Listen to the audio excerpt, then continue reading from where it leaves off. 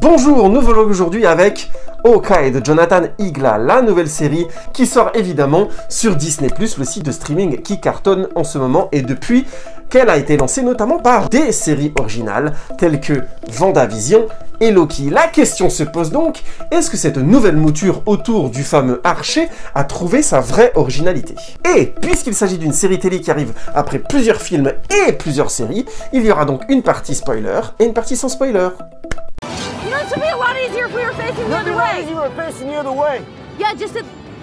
Kate Bishop est fan de Hawkeye.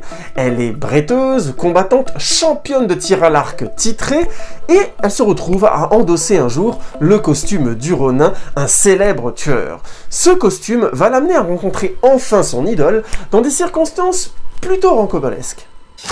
Pour certaines personnes, le meilleur archer du monde. Cette nouvelle série du MCU est portée par le personnage de Kate Bishop. C'est une humaine qui devient fan du seul humain des Avengers. Et ce qui est très bien vu dans la série dès le départ, c'est que c'est le plan le plus iconique probablement en termes d'action de Hawkeye qui fait que Kate Bishop en devient fan. Ce qui crée une relation directe entre le personnage et les fans de la série de films. En face d'elle, on trouve Jeremy Renner dans le rôle de Hawkeye, et la série a la très bonne intelligence d'utiliser les circonstances dramatiques où les films avaient laissé Hawkeye. Et l'utilisation de cette blessure, de ce choc post-traumatique, donne énormément de densité et de qualité au personnage de Hawkeye. Et évidemment, cela va beaucoup jouer dans le rapport un peu père-fille qui va commencer à naître entre Kate Bishop et Hawkeye. Autre élément très bien vu et qui permet aussi au personnage de Hawkeye et de Kate Bishop de se retrouver, on insiste sur le fait que Hawkeye a été blessé en étant Avengers. Il a eu des blessures physiques frontales. On insiste notamment sur le fait qu'il a perdu complètement l'ouïe et qu'il a besoin d'un appareil pour entendre. Cette humanisation vraiment pour le coup concrète du personnage donne beaucoup de qualité et de vraisemblance à sa relation avec Kate Bishop qui elle-même a souffert pour pouvoir s'affirmer, dire qui elle est et qui peut du coup dans sa relation et dans sa rencontre avec Hawkeye enfin devenir la personne qu'elle rêvait, une super-héroïne à la image de son idole. Call yourself one of the world's greatest archers. Oh my God, you really think so?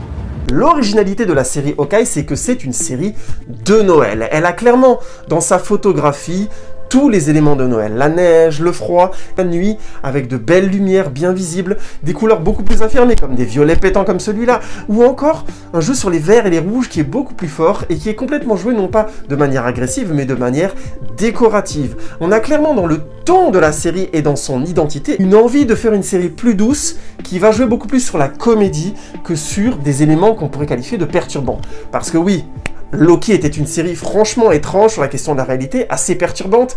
WandaVision était une série qui était clairement violente et qui avait un fond extrêmement sombre.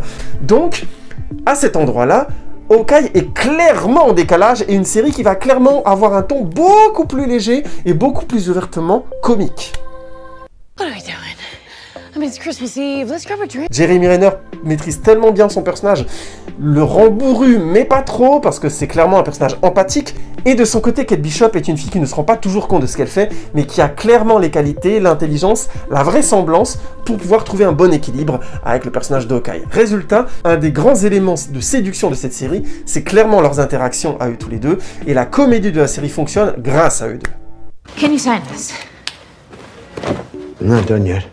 But when you are, could you sign my bow? Les scènes d'action sur lesquelles la série s'est aussi vendue, c'est le MCU, c'est les super-héros, c'est l'Avengers, il faut de l'action, c'est comme ça. Donc on est amené à les comparer par rapport aux séries précédentes. Et il faut le dire, globalement c'est correct et assez spectaculaire. On a notamment les scènes où les fameuses flèches de Hawkeye sont utilisées, et comme on a deux archers, la série s'amuse bien avec, ils font des tirs qui sont absolument improbables, ou ils font même une sorte d'exercice à un moment donné à balancer une pièce à distance avec un geste, et ils sont tous les deux exceptionnellement doués, donc c'est très drôle.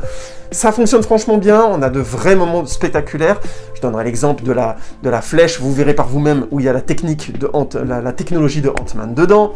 Les scènes de combat pour elle, à main nue, sont correctes.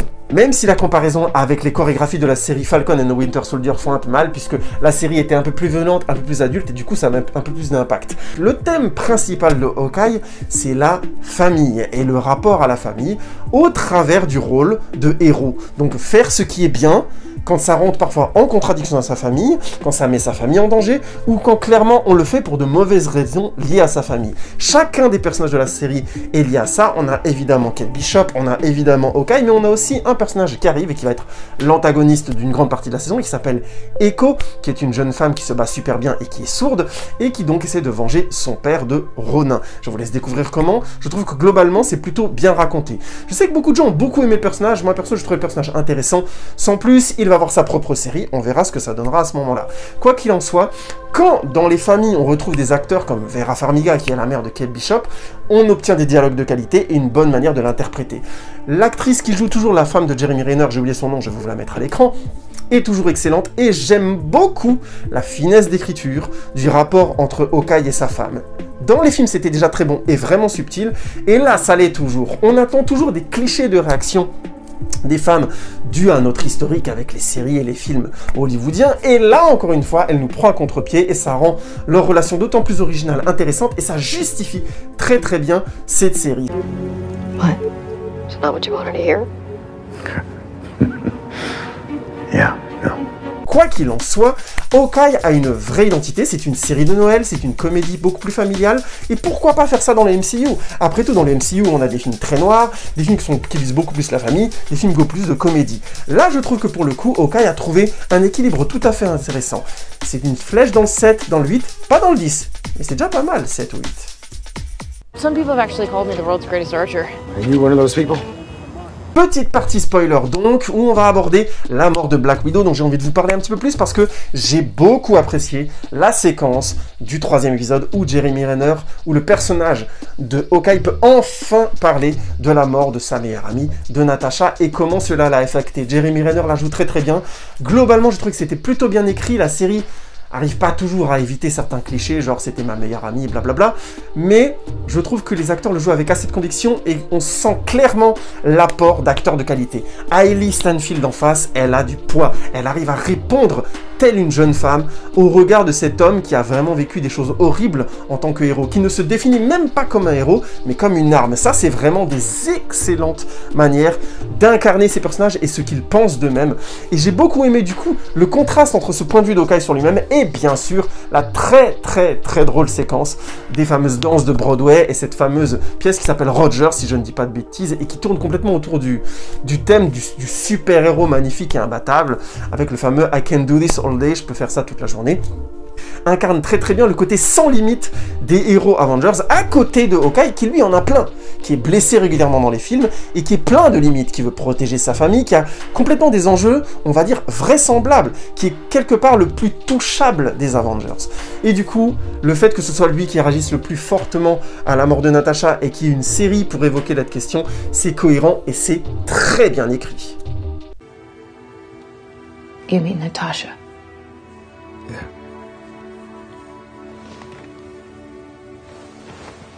Ça se double en plus de son rapport avec, bien sûr, les conséquences des meurtres de Ronin.